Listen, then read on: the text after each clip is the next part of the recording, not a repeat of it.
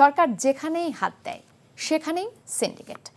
এই সিন্ডিকেট তন্ত্র থেকে কিভাবে মুক্তি পাওয়া যায়, এটাই সরকারের অর্থনৈতিক সংস্কারের মূল লক্ষ্য বলে মন্তব্য করেছেন প্রধান উপদেষ্টার আন্তর্জাতিক বিষয়ক বিশেষ দূত লুৎফে সিদ্দিকী।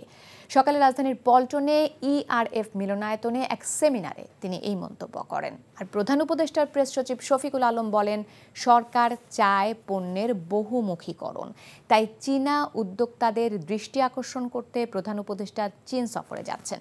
সেমিনারে স্বল্পোন্নত থেকে উন্নয়নশীল দেশে পৌঁছতে প্রতিবন্ধকতাগুলো তুলে ধরেন উদ্যোক্তারা। পরে সরকারের পক্ষ থেকে বলা হয়, সঠিক পদ্ধতিতে প্রস্তুতি নিলে নির্দিষ্ট সময়ের মধ্যেই এলডিসি উত্তরণ সম্ভব। এ সময় দেশ গড়তে সরকার আমলাতন্ত্র, রাজনীতিক, ব্যবসায়ী সবাইকে একসাথে কাজ করার আহ্বান জানান। সিন্ডিকেট যদি বিজনেসম্যান বিজনেস ওনারদের মধ্যে হয়, নেক্সাসটা includes people within the government.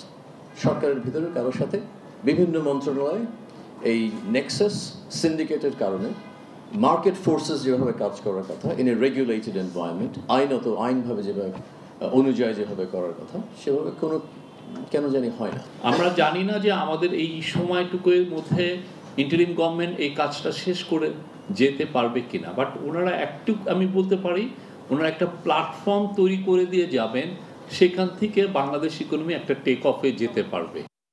এই ঈদে জামা জুতো অ্যাক্সেসরিজের ডিসকাউন্ট